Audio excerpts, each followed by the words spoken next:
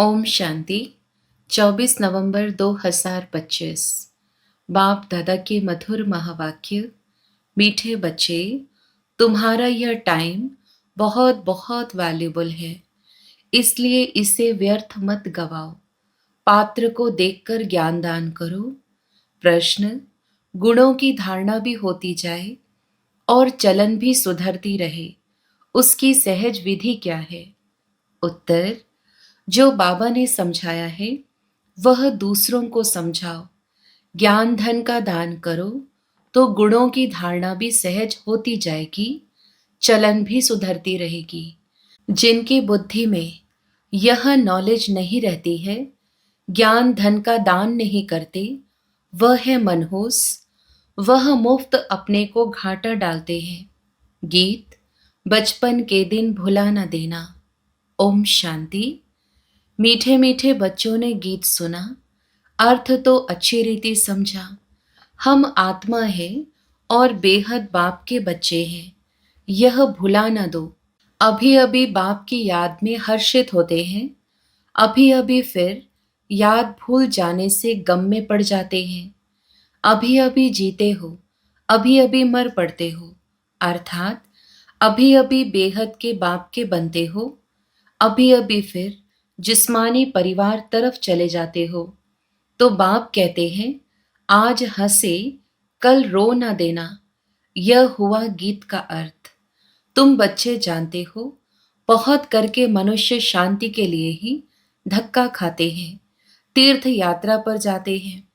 ऐसे नहीं कि धक्का खाने से कोई शांति मिलती है।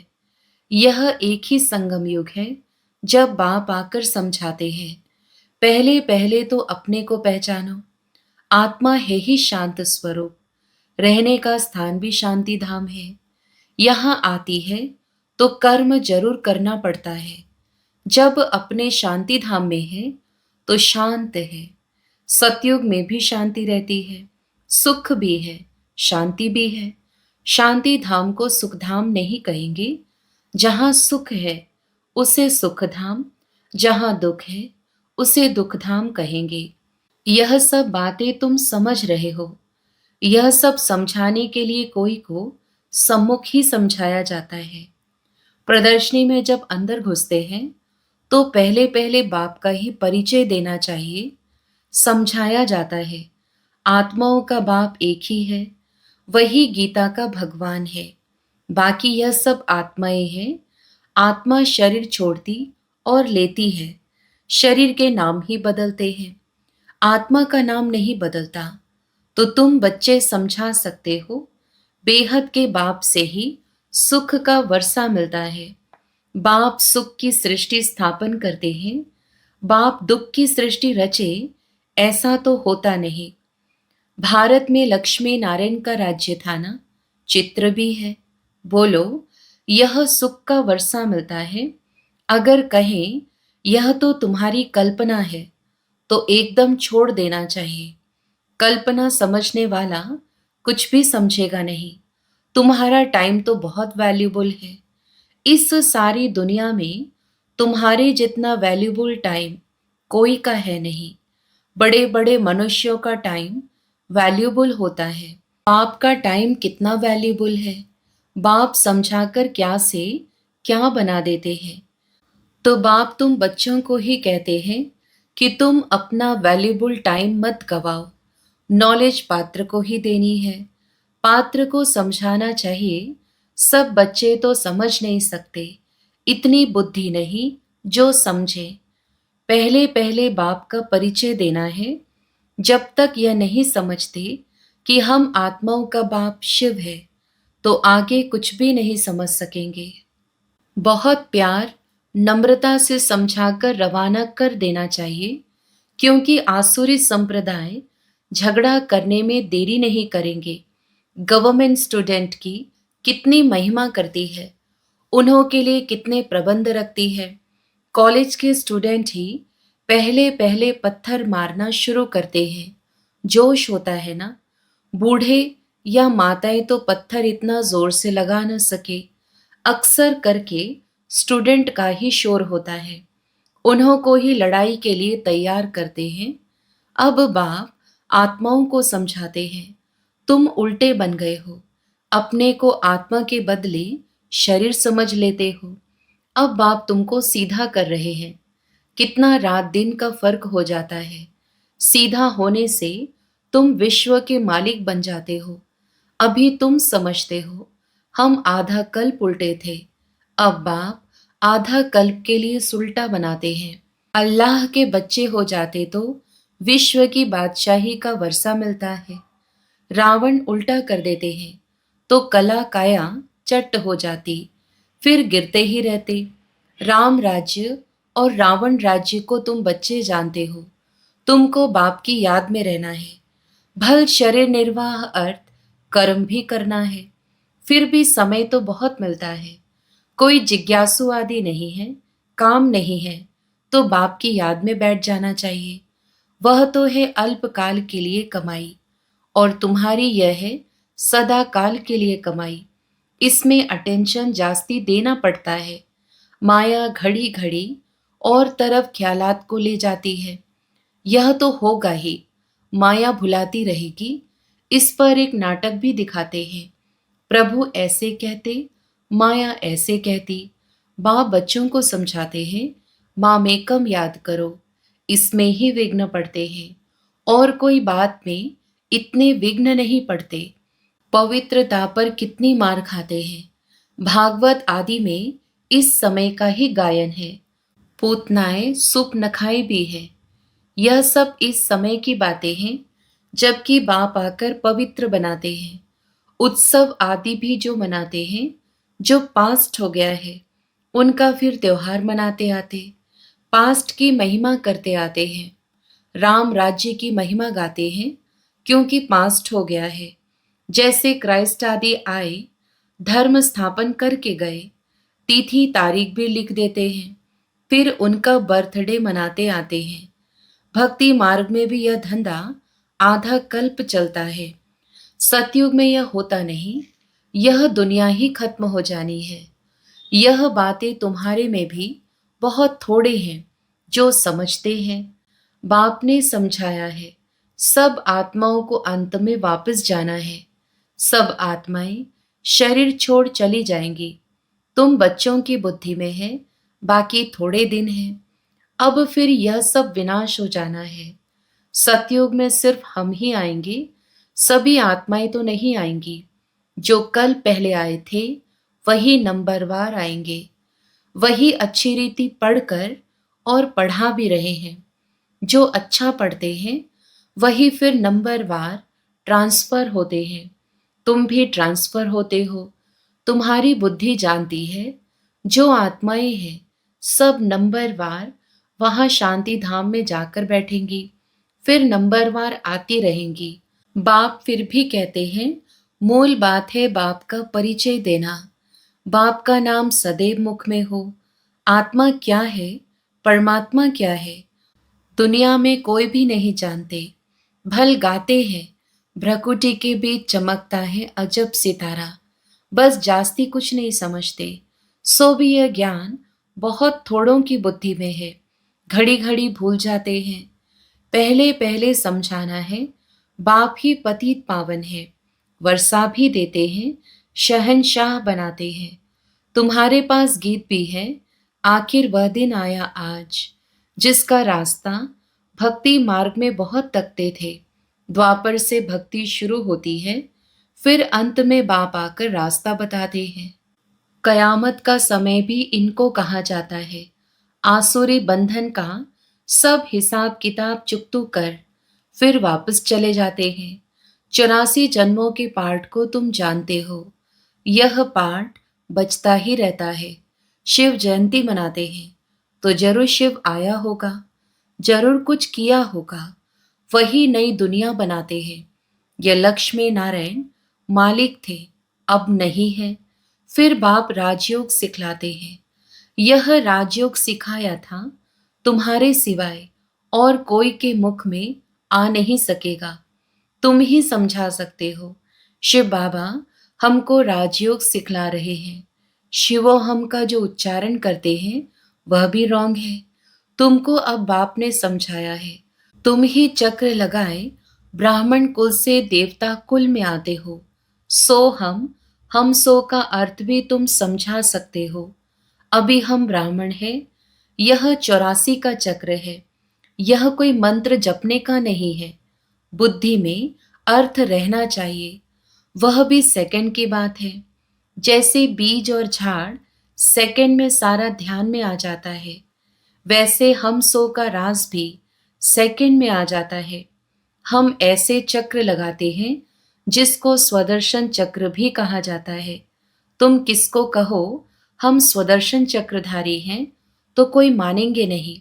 कहेंगे यह तो सब अपने ऊपर टाइटल रखते हैं। फिर तुम समझाएंगे कि हम 84 जन्म कैसे लेते हैं। यह चक्र फिरता है। आत्मा को अपने 84 जन्मों का दर्शन होता है। इसको ही स्वदर्शन चक्रधारी कहा जाता है। पहले तो सुनकर चमक जाते हैं। यह फिर क्या गपोड़ा लगाते हैं। जब तुम बाप का परिचय देंगे तो उनको गपोड़ा नहीं लगेगा। बाप को याद करते हैं, गाते भी हैं, बाबा आप आएंगे तो हम वारी जाएंगे, आपको ही याद करेंगे।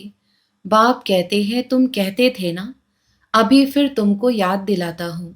नष्टो मोहा हो जाओ। इस देह से भी नष्टो मोहा हो जाओ। अपने को आत्मा समझ मुझे ही याद करो तो तुम्हारे विकर्म विनाश हो जाए। यह मीठी बात सबको पसंद आएगी। बाप का परिचय नहीं होगा तो फिर किस न किस बात में संशय उठाते रहेंगे। इसलिए पहले तो 2-3 चित्र आगे रख दो जिसमें बाप का परिचय हो। बाप का परिचय मिलने से वर्षे का भी मिल जाएगा। बाप कहते हैं मैं तुमको राजाओं का राजा बनाता हूं। यह चित्र बनाओ। डबल सिरताज राजाओं के आगे सिंगल ताज वाले माथा टेकते हैं। आपे ही पूज्य, आपे ही पुजारी का भी राज समझ में आ जाए। पहले बाप की पूजा करते हैं, फिर अपने ही चित्रों की बैठ पूजा करते हैं। जो पावन होकर गए हैं उनका चित्र बनाए बैठ पूजते हैं। यह भी तुमको अभी ज्ञान मिला है। आगे तो भगवान के लिए ही कह देते थे, आपे ही पूज्य आपे पुजारी। अब तुमको समझाया गया है, तुम ही इस चक्र में आते हो। बुद्धि में यह नॉलेज सदैव रहती है। और फिर समझाना भी है। धन दिए धन न खोटे। जो धन दान नहीं करते हैं उनको मनहूस भी कहते हैं। बाप ने जो समझाया है वह फिर दूसरों को समझाना है। नहीं समझाएंगे तो मुफ्त अपने को घाटा डालेंगे। गुण भी धारण नहीं होंगे। चलन भी ऐसी हो जाएगी। हर एक अपने को समझ तो सकते हैं ना। तुमको अब समझ मिली है, बाकी सब है बेसमझ। तुम सब कुछ जानते हो। बाप कहते हैं इस तरफ है दैवी संप्रदाय, उस तरफ है आसुरी संप्रदाय। बुद्धि से तुम जानते हो। अभी हम संगम युग पर हैं।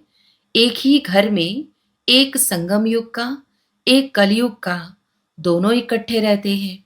फिर देखा जाता है हंस बनने लायक नहीं है तो युक्ति रची जाती है, नहीं तो विघ्न डालते रहेंगे।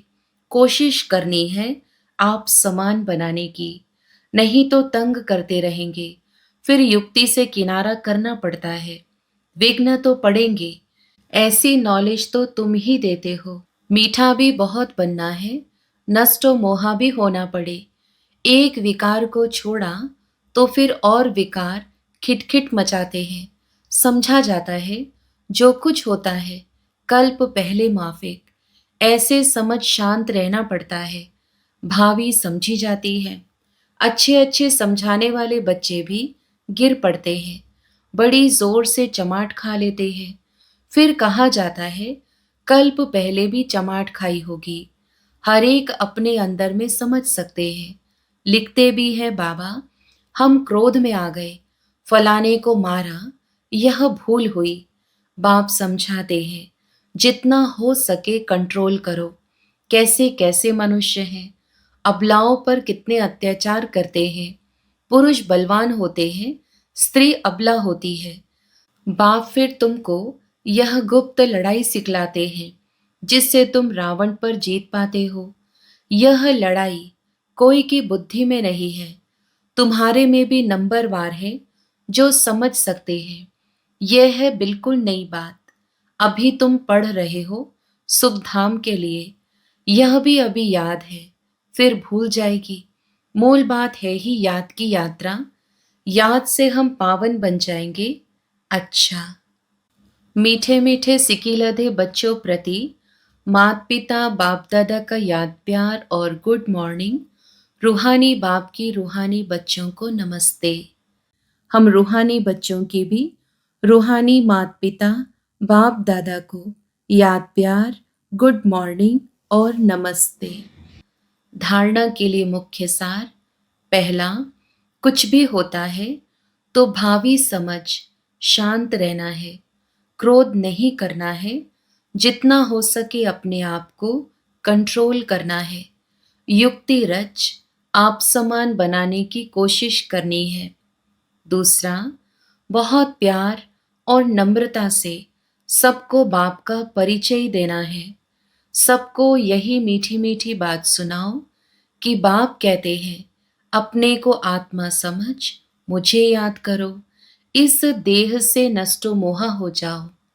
वरदान, हर आत्मा को भटकने व भिखारीपन से बचाने वाले निष्काम रहमदिल भव। विस्तार, जो बच्चे निष्काम रहम दिल हैं, उनके रहम के संकल्प से अन्य आत्माओं को अपने रूहानी रूप व रूह की मंजिल सेकंड में स्मृति में आ जाएगी। उनके रहम के संकल्प से भिखारी को सर्व खजानों की झलक दिखाई देगी। भटकती हुई आत्माओं को मुक्ति व जीवन मुक्ति का किनारा व मंजिल सामने दिखाई देगी। वे सर्व के दुख हरता सुख करता का पार्ट बजाएंगे। दुखी को सुखी करने की युक्ति व साधन सदा उनके पास जादू की चाबी के माफिक होगा। स्लोगन, सेवाधारी बन, निस्वार्थ सेवा करो तो सेवा का मेवा मिलना ही है। अव्यक्त इशारे, अशरीरी व विदेही स्थिति का अभ्यास बढ़ाओ।